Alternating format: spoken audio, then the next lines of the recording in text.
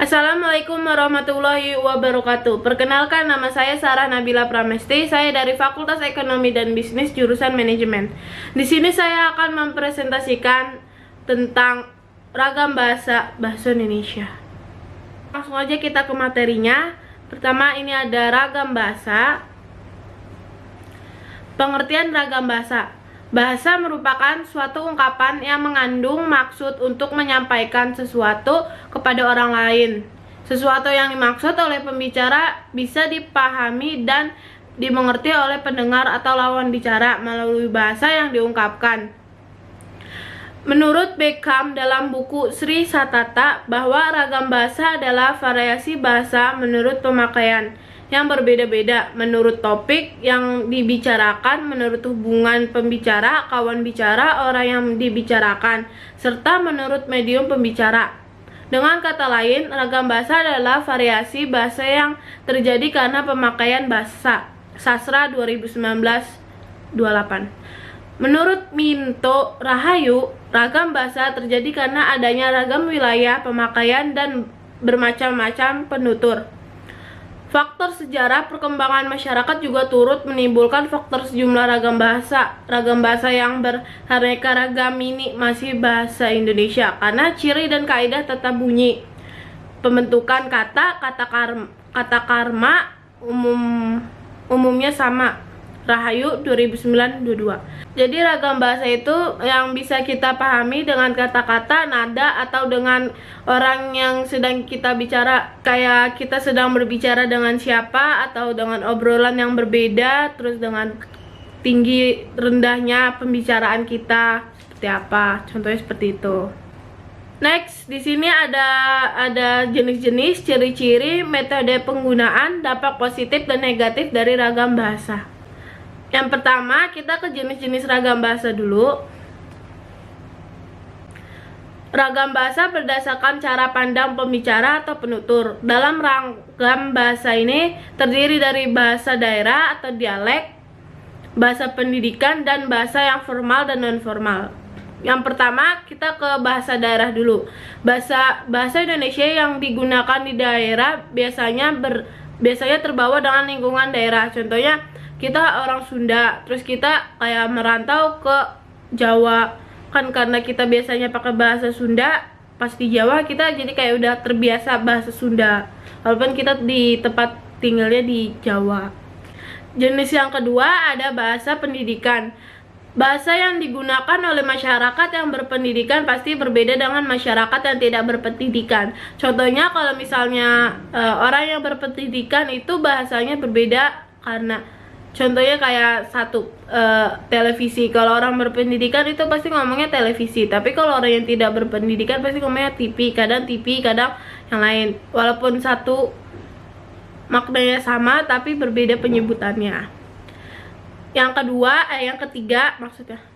ketiga itu bahasa formal dan bahasa non formal. Kalau bahasa formal sering digunakan dalam acara-acara resmi, sedangkan bahasa non formal sering digunakan pada kegiatan kita sehari-hari di luar acara-acara resmi. Contohnya kalau bahasa formal itu kayak kita berbicara dengan atasan atau ada acara penting. Kalau misalnya yang non formal, kita bisa bicara kepada keluarga kita atau saudara kita atau teman-teman kita. Jenis-jenis yang kedua, ragam bahasa berdasarkan media yang digunakan. Ragam bahasa berdasarkan media yang digunakan terbagi menjadi dua. Ragam bahasa secara lisan dan ragam bahasa secara tulisan. Ragam bahasa secara lisan ini adalah bahasa yang dikeluarkan secara lisan atau dengan media lisan. Ragam bahasa secara tulisan, ragam bahasa tulisan menggunakan media huruf untuk mengutarakan atau mengungkapkannya. Kalau secara lisan kita ngomong secara berhadap-hadapan, dan kita tahu dari nada tingginya suatu pembicara, kayak nada rendahnya suara kita bisa mengetahui apakah dia lagi marah atau lagi senang atau happy. Tapi kalau secara tulisan kita hanya bisa dari tanda seperti tanda koma atau seru atau tanda tanya. Next, jenis-jenis yang ketiga, ragam bahasa berdasarkan waktu penggunaan. Ragam bahasa Indonesia lama. Ragam bahasa Indonesia dipakai sejak zaman Kerajaan Sriwijaya sampai dengan saat dicetuskannya Sumpah Pemuda. Kalau ragam bahasa lama itu seperti kayak bahasa Melayu. Dulu kan Indonesia lama masih pakai bahasa Melayu. Dan yang kedua, ragam bahasa Indonesia baru. Pengguna ragam bahasa Indonesia baru dimulai sejak dicetuskan Sumpah Pemuda pada 28 Oktober 1928 sampai dengan saat ini, melalui pertumbuhan dan perkembangan bahasa yang beriringan dengan pertumbuhan dan perkembangan bahasa Indonesia.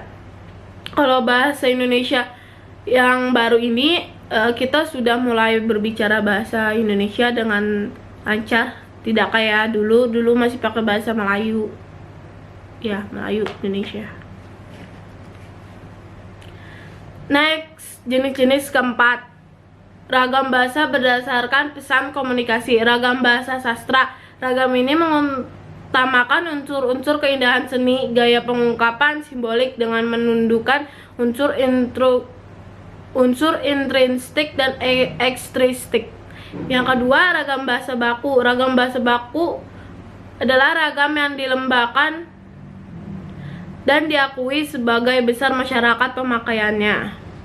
Kalau ragam bahasa sastra itu kita menggunakan unsur intrinsik dan ekstristik. Kalau ragam bahasa baku kita menggunakan bahasanya dengan baku dan jelas gitu.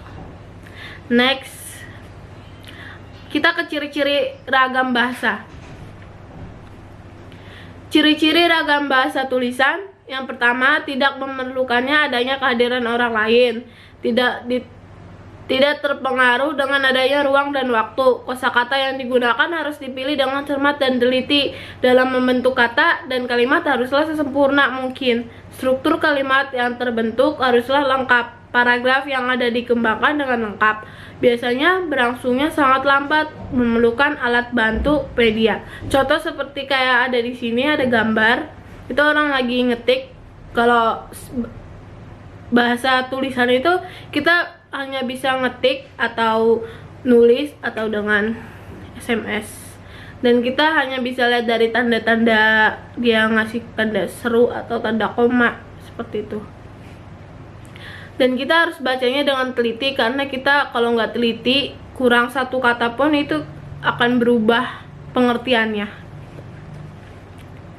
Yang kedua, ciri-ciri ragam bahasa lisan. Memerlukan beberapa teman berbicara atau tidak sendiri. Yang kedua, menyesuaikan dengan keadaan yang ada, situasi dan juga waktu. Yang ketiga, perlunya intonasi dalam berbicara dan bahasa tubuh yang digunakan. Yang keempat, berlangsungnya dengan gesit dan cepat. Yang kelima, kesalahan dalam berbicara dapat diketahui dan diperbaiki. Yang keenam, gerakan pada tubuh dan juga mimik wajah serta intonasi yang digunakan dalam menyampaikan sangatlah membantu. Jadi kalau ragam bahasa lisan itu kita bisa ngeliat dari mimik wajahnya. Terus ada kata-kata yang salah, langsung kita perbaikin. Terus dari tinggi rendahnya orang berbicara itu kita tahu dia sedang marah atau kesel atau lagi biasa aja gitu. Next. Oh ya, ini adalah contoh gambar secara lisan. Kita ngobrol langsung tatap muka gitu ya. Next, dampak positif dan negatif. Kita ke dampak positifnya dulu. Dampak positifnya dari pengguna ragam bahasa diantaranya adalah memperkaya kosakata, menambah wawasan, memperlihatkan tingkat intelektualitas yang tinggi. Jadi kita bisa memperkaya kosakata, maksudnya memperkaya kosakata, kita jadi kayak memperbanyak kosakata yang tadinya kita nggak tahu kosakata apa yang kita nggak tahu, jadi kita paham. Terus kayak menambah wawasan gitu. Dampak negatifnya seperti berubahnya ragam bahasa seseorang mengikuti ragam bahasa yang baru. Menurut atau hilangnya suatu ragam bahasa tertentu karena meningkatnya penurunan suatu ragam bahasa lain. Munculnya istilah-istilah baru yang kadang kurang sesuai dengan kaidah bahasa Indonesia. Contohnya kayak bahasa kita, bahasa gaul. Contohnya itu kayak sakap. Sakap kan dalam bahasa gaulnya kan sakap, tapi dalam bahasa Indonesianya itu siapa. Jadi kayak kaidahnya tuh berubah sangat karena kan beda gitu ya. Seharusnya siapa jadi sakap, tapi kebanyakan sih orang ngomongnya siapa. Tapi kalau orang gaul ya ngomongnya kayak begitu. Jadi segini dulu videonya dan terima kasih. Wassalamualaikum warahmatullahi wabarakatuh.